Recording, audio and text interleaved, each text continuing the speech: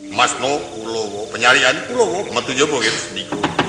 Nyuwun pamit Bukulun, nyuwun pangestu Rama Bukulun sing padha kaetung ati-ati.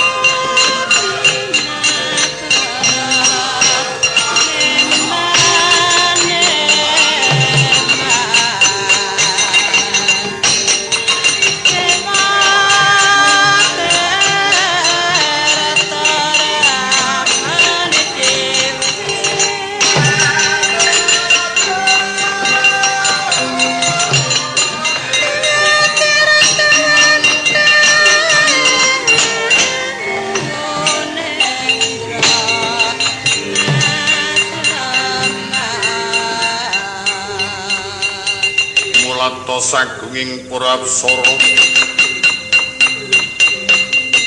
ingkang wis dumunungan ing jroning kayangan Kuwandawaru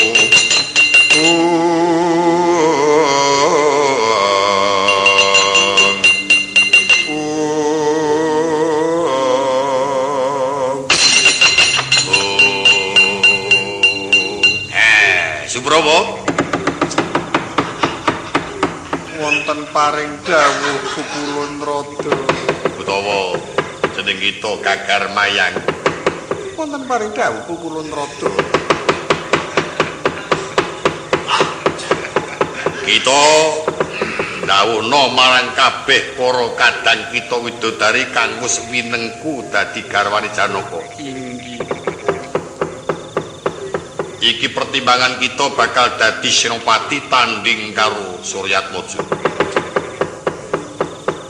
Botoh ana sak mangsa-mangsa unggul peprangane banjur sinawrana tandha katresnan kita kembang kang arum gandane. Menapa sampun cekap ngendikanipun Pukulun Bathara Nrada kula kepareng lajeng ngagem busana niti priksa anggenipun Pancakara Pangeran Janaka. Ya. Lan Gagar Mayang semono uga bakal bombong marang atine pertimbangan kita dandan sing apik.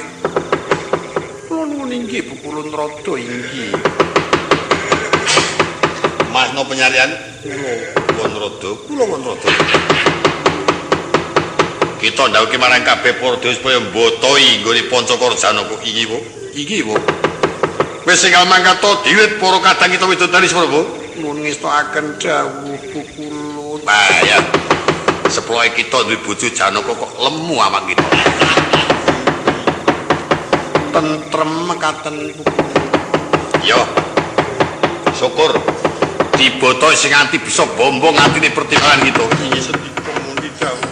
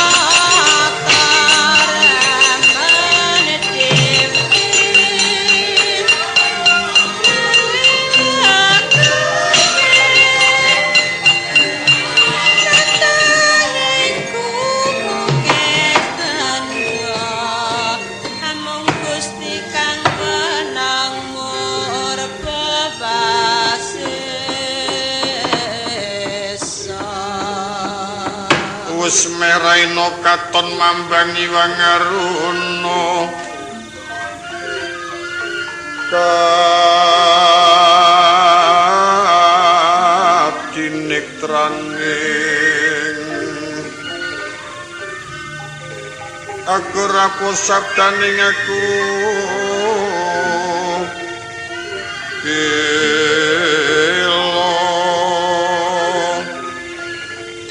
renkani goro sakater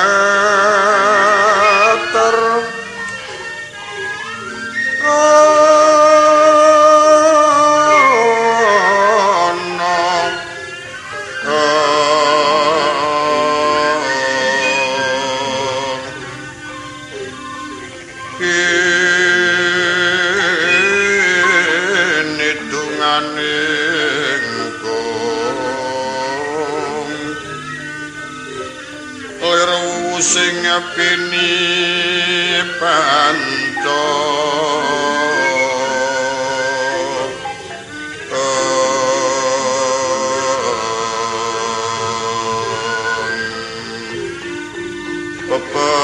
pepetoke ayam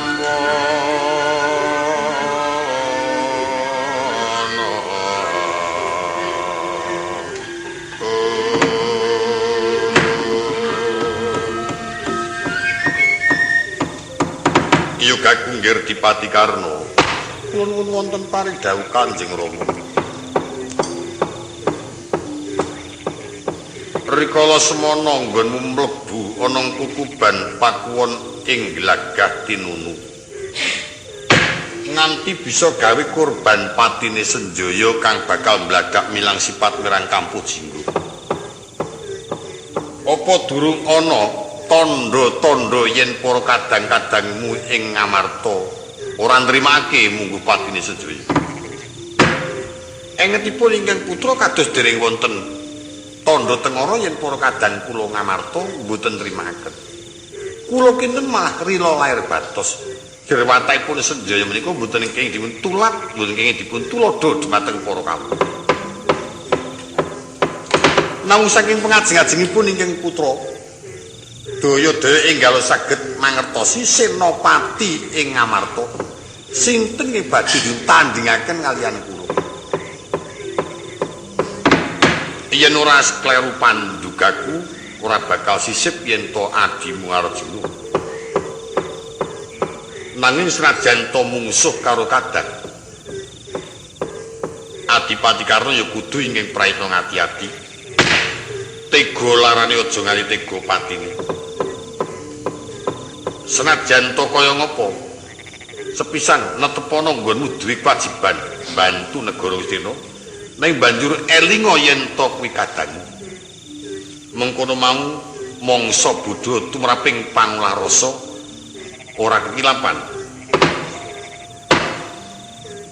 mboten sanes namung pangestunipun Kanjeng Rama kula pundi minangka dados pangayuman mengkono Karna sengkuni kula nuwun wonten paring dawuh Koko Prabu para yuga-yugaku Kurawa kang minangka dadi pangombyonging senopati ora ana kang ngujiwani sampun semadya tata-tata mboten wonten ingkang ngujiwani upami wonten para damel sak wanci-wanci syukur bejo sing Iswatama nuwun wonten paring dawuh titiang ngawungga dicawisake mengko ento ana para gawe sak wanci-wanci aja nganti ngrepoti marang lakune senopati becik enggal ditata sadurunge nuwun ngestokaken dawuh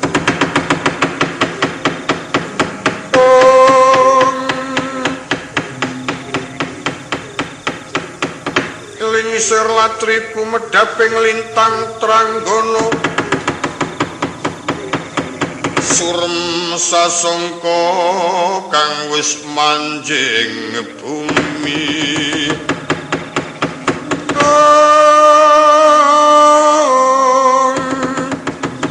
remurmu sunaring kartika kasurutan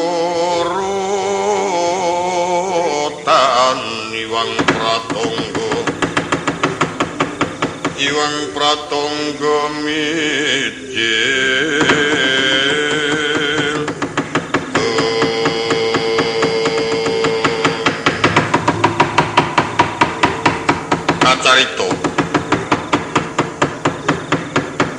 ngantos purna nggih sami imbal wacana pelajari Raden Durjaya ngaturaken yen to Senopati Ngamarta wis manjing Kurusetra.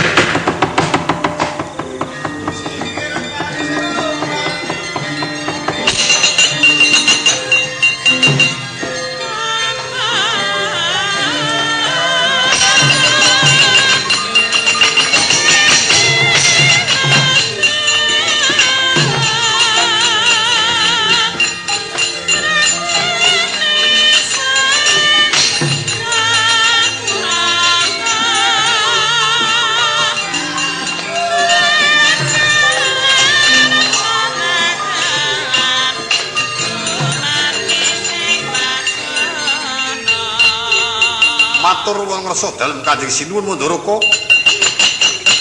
Apa Durjaya ngaturaken kawulingan. Kurusetra sampun kedatengan senopati saking Amarta. Mitra saking loing kathah ingkang manjing dados senopati Raden Janaka. Nitih turangga Kyai Cipta Wiluh. Karna wonten dawuh adimu Janaka wis ngetoni ana papranti lha seprapate. Ora bakal cidra Durjaya mboten badhe cidra upaya ngirai Koko Prabu Karna. Nyuwun pangestunipun Kanjeng Rama langkung rumiyin rata kencana kula triniti. Kula badhe nitih turangga Cipta Pranagati badhe kula papakaken kadang Dimas Janaka sing ati-ati karo.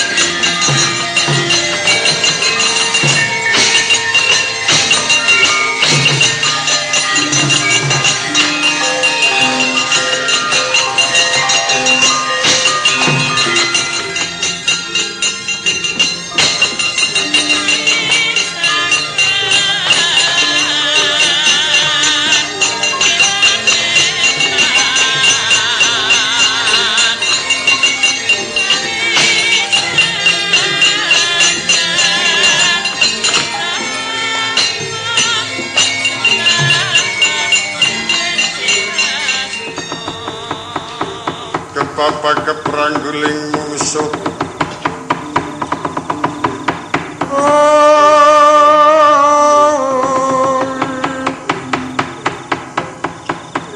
Mula trisang suranggong koro mangsa ing arunan kono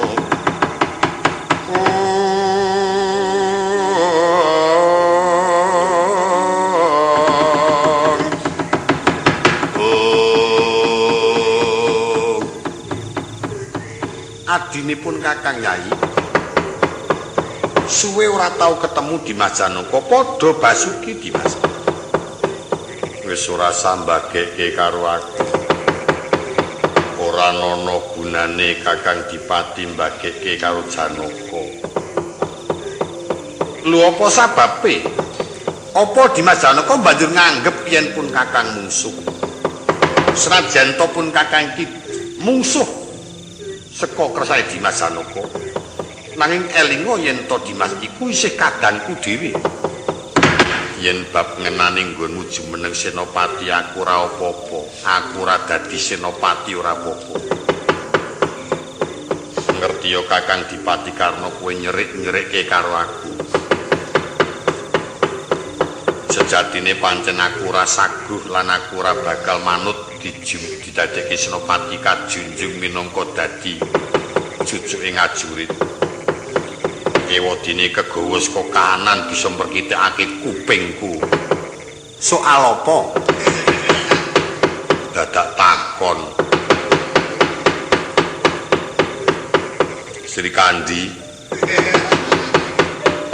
Kuwirangan mergo saka Kakang Dipati Karna. Lho kaya mengkono kuwi kabeh mingkari ngunduh ing pakarti. Pertimbanganmu diajeng ngono Sri Kandi ya dasare gawe wirang karo aku wis jajal. Upama Dimas Janaka dhewe brengos kok mung dicukur sesisih wis. Apa ora keloro-loro atine? Brengos kerak ming kene. Kowe jajali bareng Sri Kandi.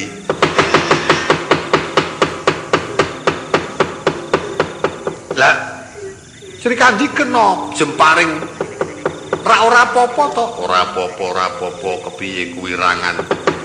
Semangkean sing bisa nglepasake jemparing. Ayo saiki nututo Kakang Dipati Karna tak cekel tak bondo tangan. Lantaran saka pertimbanganku kang nandhang wirangan iki Senopati Ngamarta. Oh iya to. Yen pancen mengkono kersen Dimas Janaka pun Kakang mingkari manut gandhengi kerengan sedulur. Prayogane Dimas Janaka nitih turangga apa secara wewantan? Wis prayoga neter kadigdani secara wewantan. Aja mlayu Dimas.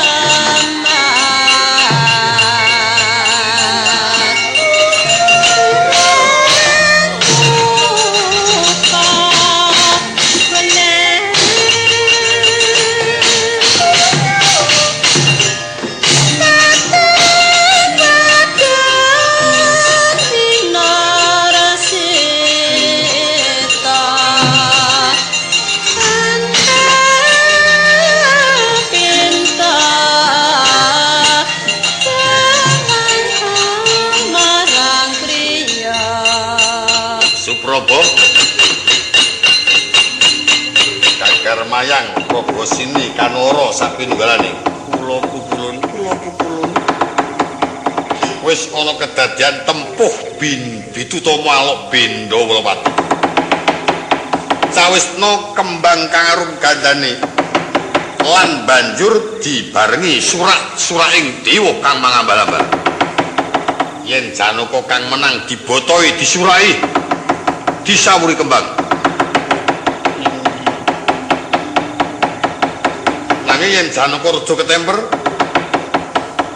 Dipati Karna sing menang aja tok sawuri kembang ngestakaken dawuh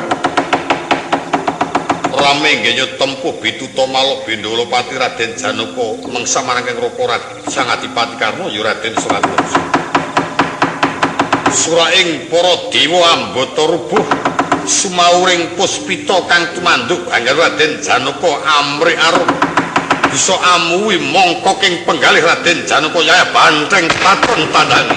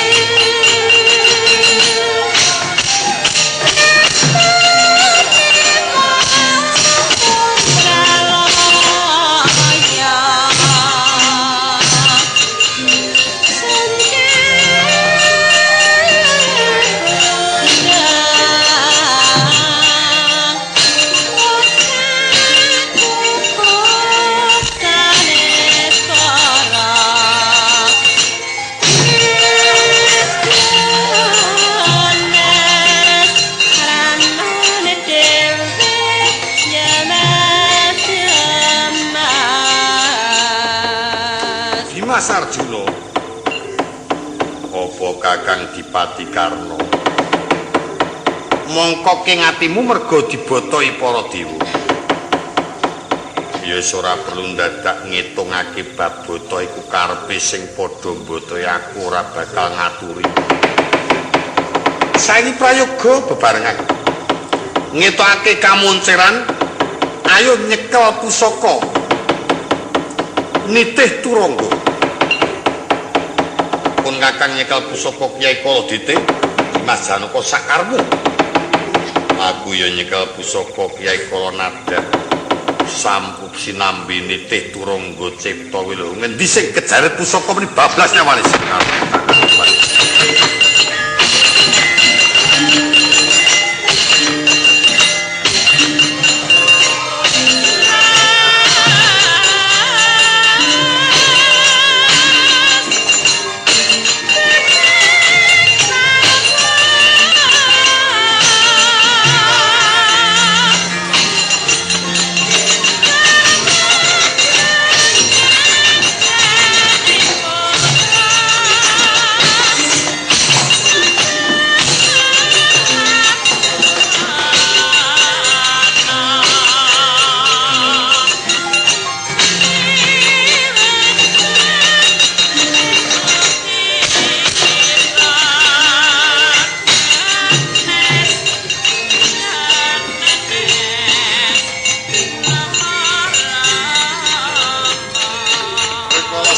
Sesarengan ngasta dhuwur. Raden Janaka ngasta Kyai Kalanada. Sang Adipati Karna ngasta pusaka Kyai Kalanada. Tempuh ing Ayudha peperangan Pancakara Mandras pusaka. Elena ing kaprainanira. Sang Adipati Karna wasana ketaman pusaka Kalanada saknalika jengkelang sangka turangga.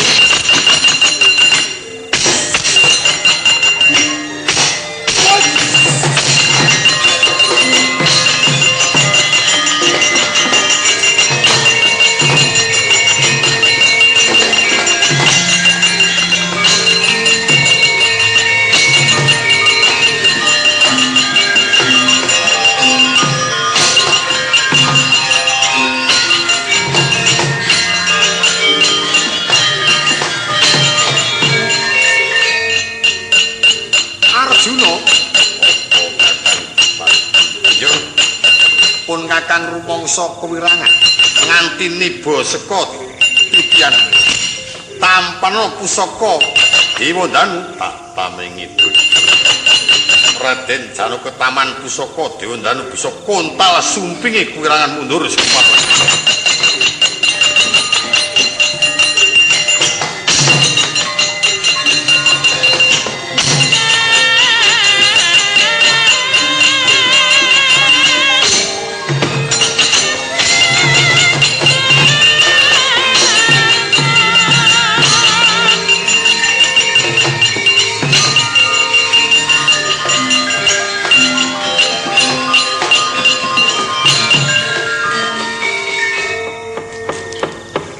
Ana apa Yayi?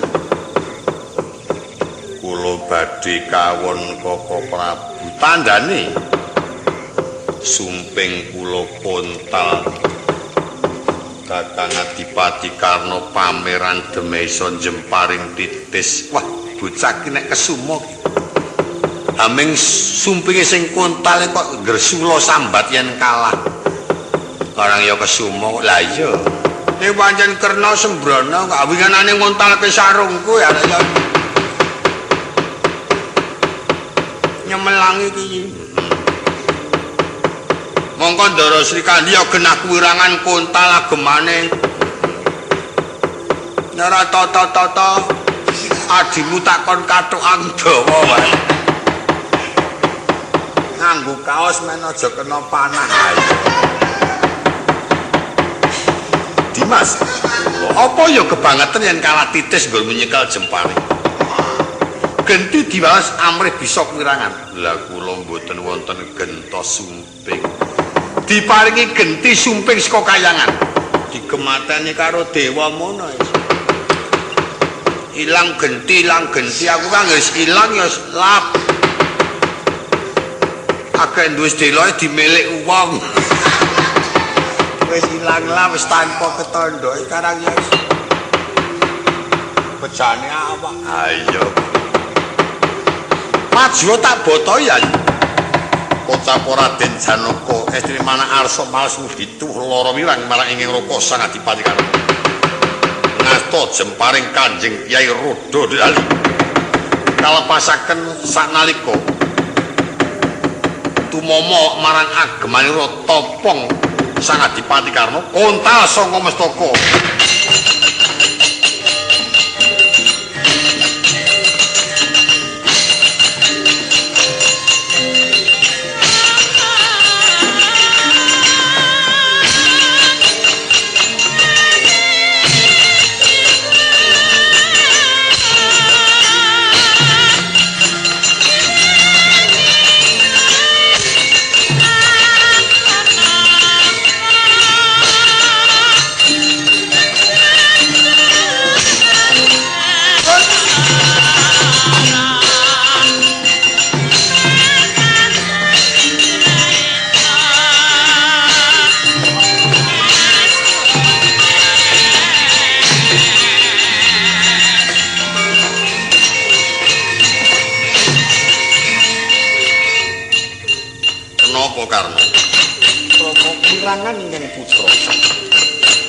Ketaman jemparipun kadang kula Dimas Arjuna topong kula kontal Rama.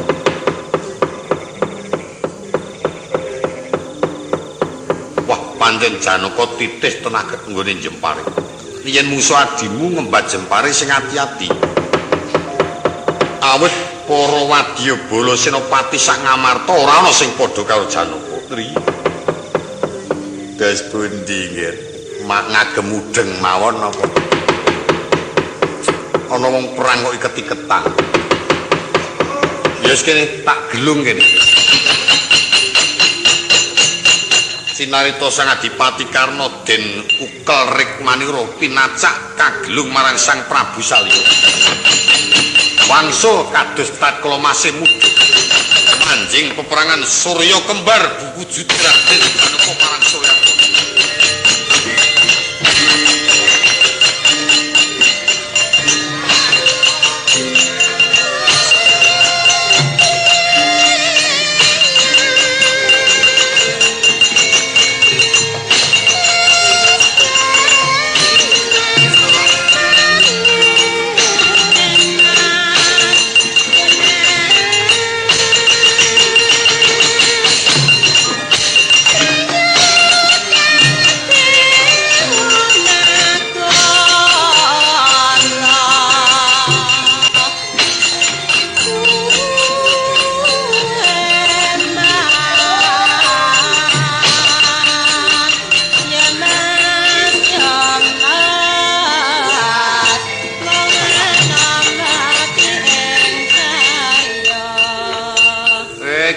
Dewa bareng ana.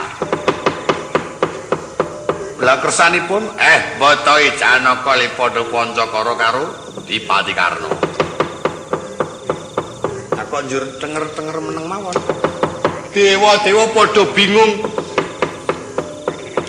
Padha bingung. Dudono dalane terus ndak bingung. Ora bingung dalan kok iki. Bingungipun arep botoi Janaka jebul Janaka karo Suryatmaja baguse padha. Nganti suweneh ana kedadian Suryatmaja sing menang dianggep Janaka disawuri kembang. Ah niku nanten wong klerak-kleru men. Mula iki widodari tak penging dhisik. Aja guru nyaurke kembang, awit durung bisa tumata, durung bisa mangerteni marang Janaka. Ingin sak temene sing endi? Iki sendika, kula niki sendika. Sawurke aku mah tumata mah.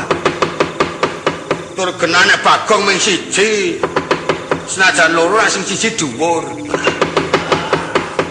Tak tendang sisan. Janaka wae supaya nganggo tondo tengara janur kuning karben mantep limbata para dewa nggih.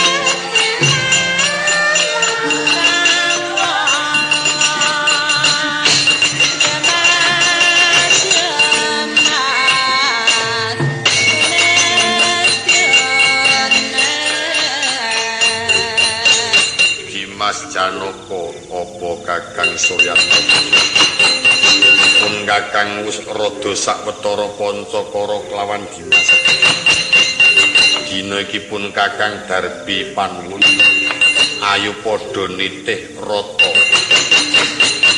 adu patiti sing jemparing ngendi Kang Lena aku mengkari manut sakarmu aku ya nitih rata kencana Kakang Suryatmaja semono ya tak kembang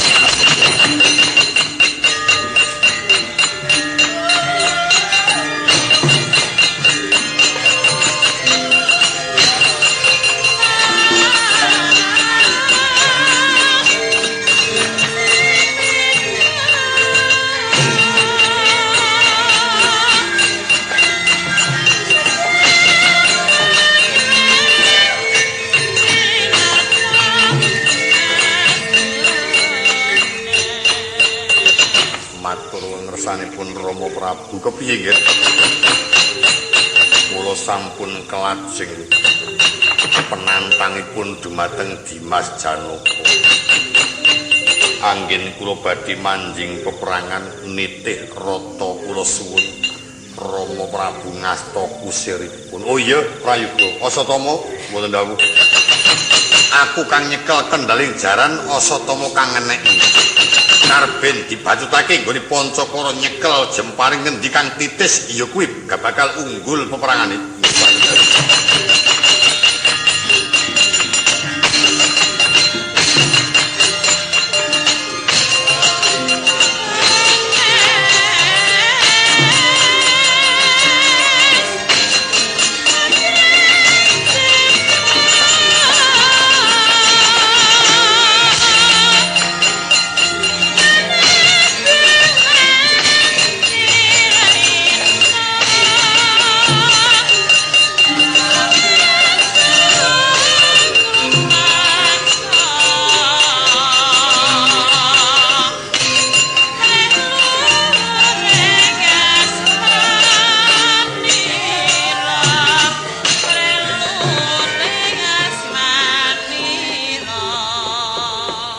Mas Arjuna wonten paring dawuh kok banjur merpeki marang pun Kakang Dipati Karna paring dawuh supados kula ngembari anggenipun Pancakara nitih rata ngembat gendhewa nglepasaken jemparing oh iya ayo ditimbangi aja kuwatir menawi Kakang Dipati Karna ingkang ngasta kusir Rama Prabu Mandaraka menawi rata Madukara kula suwun Kaka Prabu ingkang ngasta kusir ya wis tak kusirane aja semar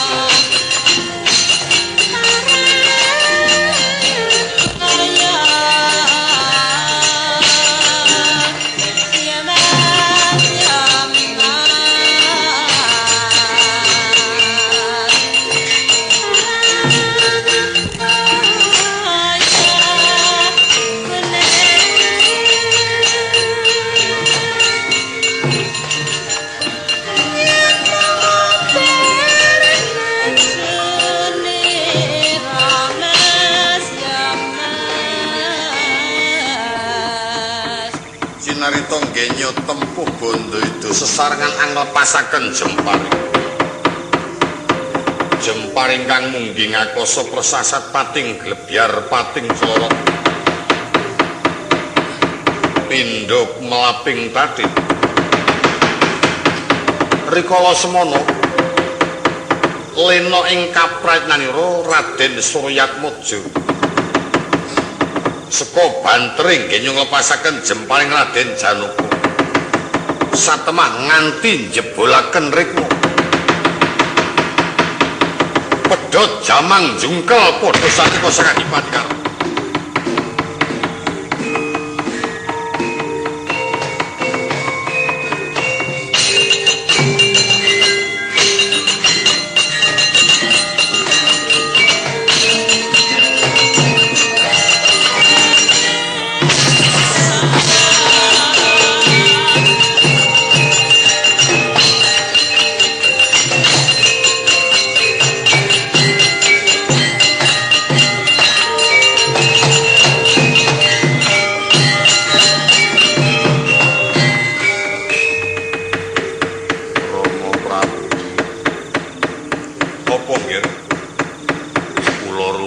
Kuwirangan jamang kula pedhot rikma kula jebul wis aja kuwatir tak ganti topong sing apik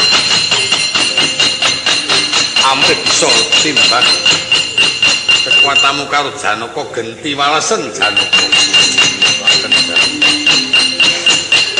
rikala semono wis ngagem topong mangkilat pindha gebyaring tak Sang Adipati Karna ngasta pusaka wasiat ing ngawangga kang linepasaken wonten ngakasta ing ngriku natas rikma Raden Janaka bodhol ukelira saknalika Raden Janaka mludu.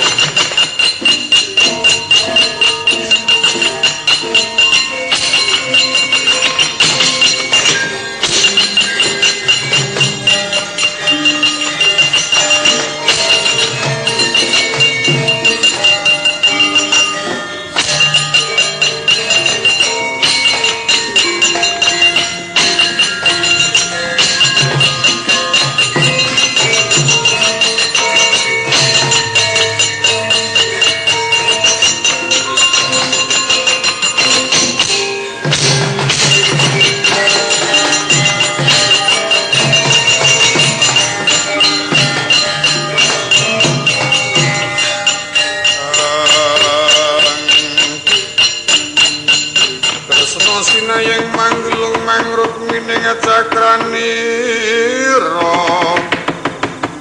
umitirane ngasta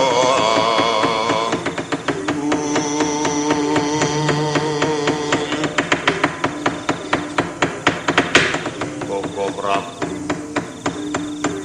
kula kuwirangan Koko Prabu rikma kula udar. Oh, dijemparing karo Karna. Ya wis aja kuwatir. Nampa sekadar maning para Jawata. Yayi bakal didandani marang pukulun Bathara Antrada supaya bisa surya kembar marang Yayi Adipati Karna. Cinarita rikala semono. Raden Janaka den agemi topong. Peparing Sang Hyang Kanaka Putra. Busana surya kembar marang Kang Raka Sang Adipati Karna. Datan ana bedane pan iku kang kena sinebataken Karna tinanding. Paperangan persasat udan jemparing lo ing para dewa kang ambata rubuh. Urging para kawula kang keplok sesarengan. Umyang guruk separaning para madya.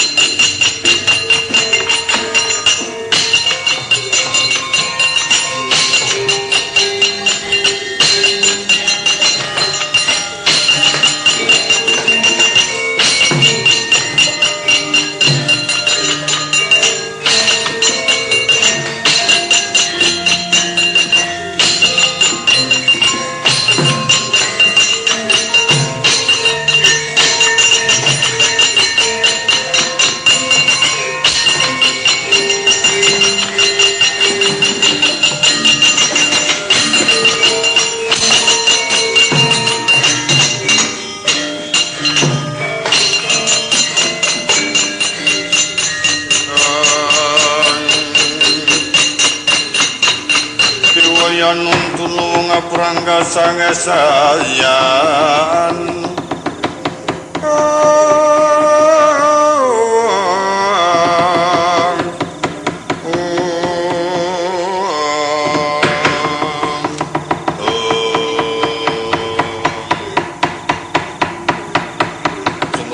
jemparing kang yekti datan wenten selani ucapo ingkang wonten jimantara kang wujud arda walika genyura sak bongkoting wital yaiku kang kena sinebataken Kyai Naga Kumbang entri mana arsa malas ngudi tuwulara wirang awit rikala semono ingkang Rama Prabu Sarpa Jati ingkang nyirnaken Raden Janu Pamudas Mahendriya bela dalan lega rasaning pamikirku wis bisa ketemu marang Raden Janu ingin wujude bagus nitih rata kencana ingkang dadi kusire Nalendra ireng semana iki piwalesku marang Janaka tatkala nyirnake Sudarma aku kang wajib malah ngudi lara wirang tak saut saka kadan pedhot gulumu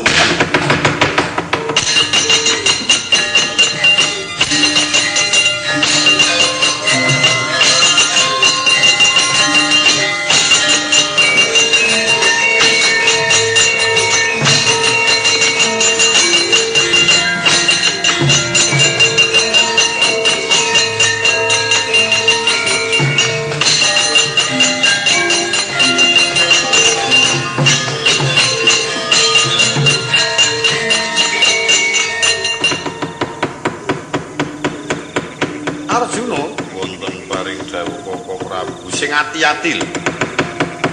Yaya Dipati Karna saya suwe katon saya kejem. Ora ngengeti yen to Pancakara mungsuh marang kadang. Senadyan kula mboten badhe tinggal gelanggang colong playu. Mengkono ya. Pancen tak sesuwun lan tak pepuji rina lawan wengi Dimas Arjuna kang kudu teguh pamikir.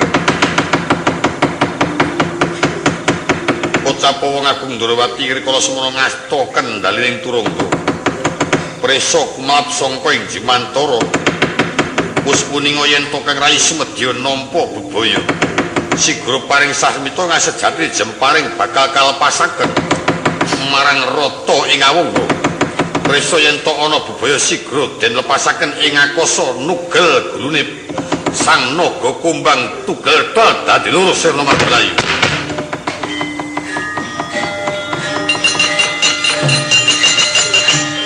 Hati-hati lho, Di.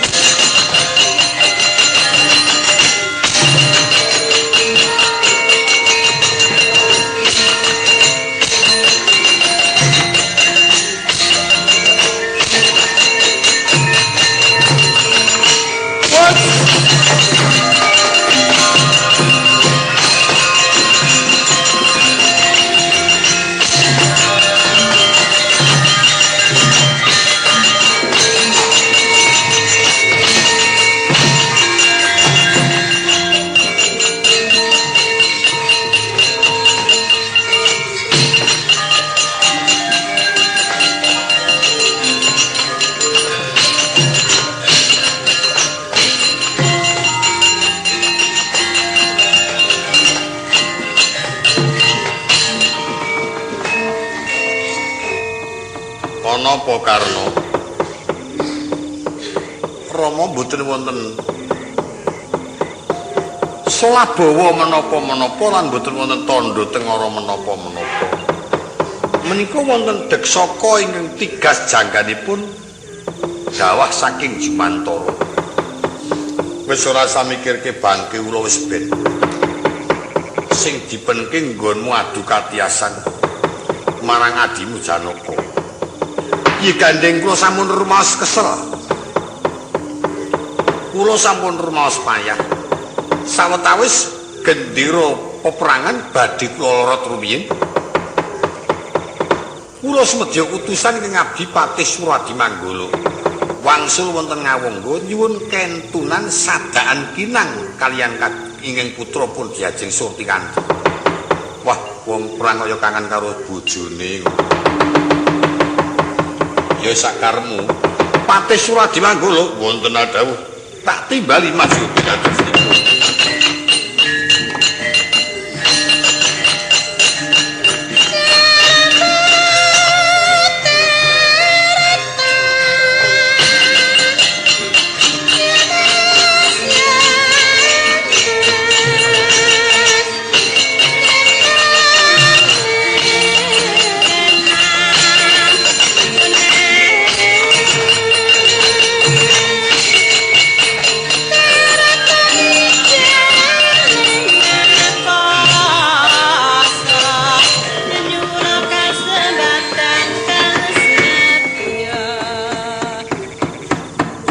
Paring pangandika sinundang dhateng abdi kepatihan. Ing wektu iki tak parengake bali ana ngawung. Matur ana ngersane apa diajeng surti kanthi.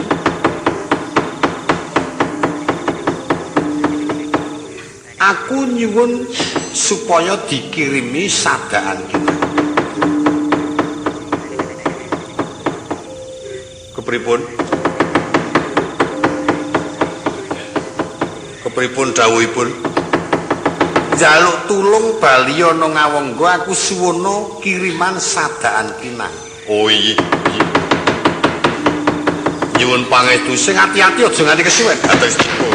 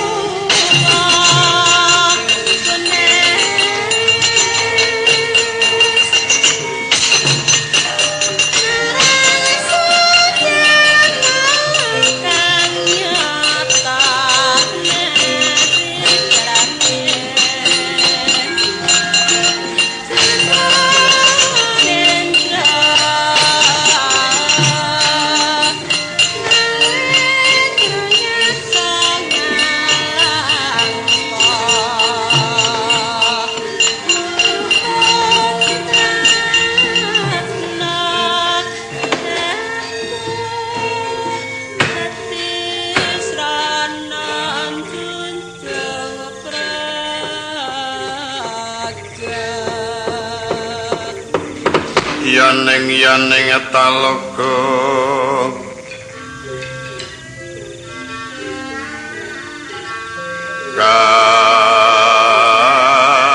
kaki langit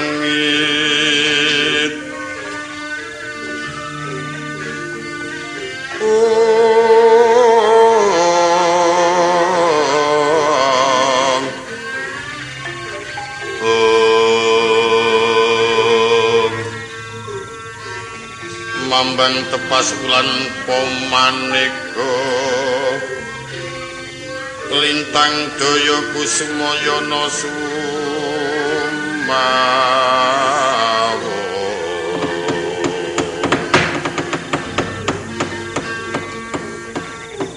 Kucamben kula nuwun wonten paring pangandika Sang Kusuma Dewi tak sesuwun marang Jawata nganti aku ngurangi nggonku dar ngurangi nggonku sari. Muga-muga Gustimu sinuwun ngawangga pinaringana unggul peperangane yen to manjing jumeneng Senopati. Kula piyambak nggih tansah nenuwun dumateng ngersanipun ingkang Maha Kuwaos supados pinaringan unggul juritipun ingkang Raka Gusti kula sinuwun ngawangga. Iya. Direwangi cuklan-cukli prihatin ya ana. Awakku kathah kuru. prihatinake mbok ya menang. Iya. Ya saora-orane, Bu. Kok kaya wong main kertunjur mak, Bu. Muga-muga pinaring ana unggul jurite. Iya aku ya muji-mujekake. Muji-mujekake. Supaya menang. Ya syukur ya disesuwun. Sinarito rikala semana sesarengan nggenya nekung marang Jawata. Cukla-cukli bermonosan. Ucapo ingkang manjing kuning kraton Ngawangga Patih Suradi Manggala. Ingkang sejatine rikala dinuta marang ingkang sinuwun Prabu Basukar. Kirang tanggap ing pangendikan karo wis rada sawetara jempuh kagungan. Cacat gerah pamireng. Perkawit nggih sumedya matur wonten ngersanipun Sang Dewi Surtikanti.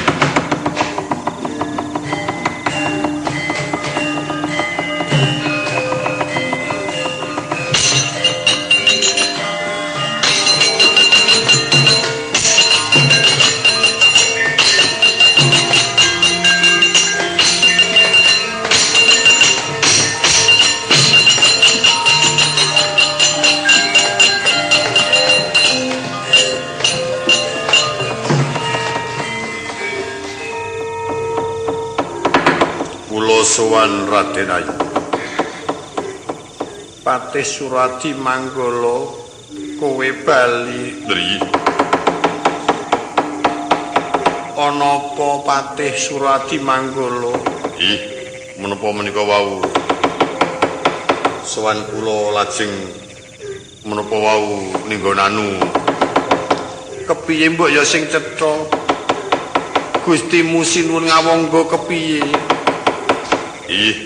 wau perang. Ning lajeng menapa menika wau?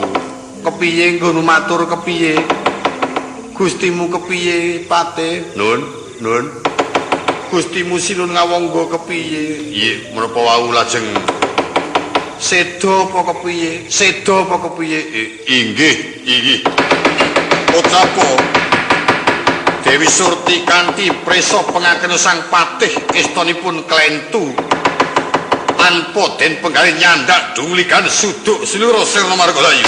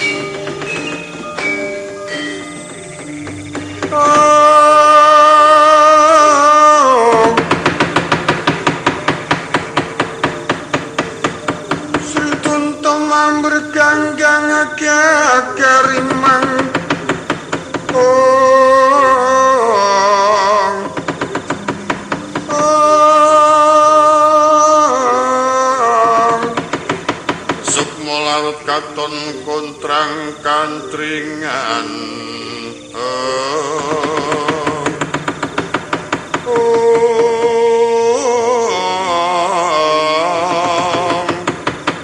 dinumpa mringkang murba jagat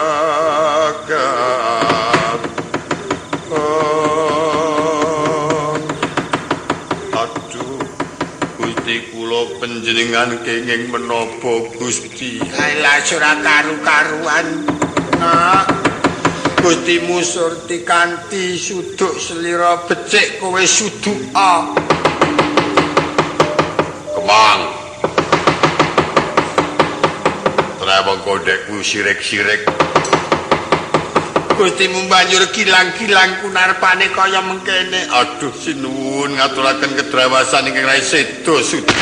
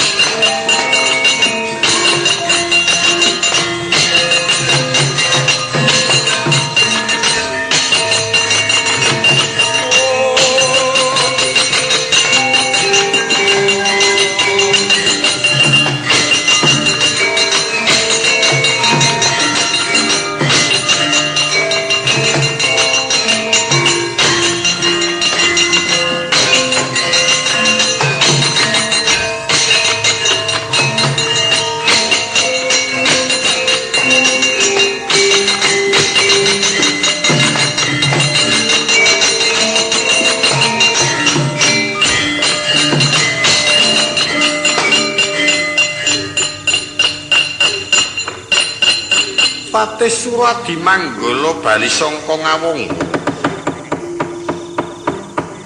Kok wangune tawang-tawang tangis ana apa? Ana apa Suradi Manggala? Ngaturaken kedrawasan. Inggih kula ngurmaosi lepat. Rikala kula kadhawuhan kirang tanggap pamireng kula teka ingkang abdi terus wangsul sawan wonten ing ngawungga. Kula dipun dangu dhumateng Kang Rayi Surtikanti. Mboten saged matur dasar ngendikanipun mboten patos mireng. Kula namung matur inggih mekaten.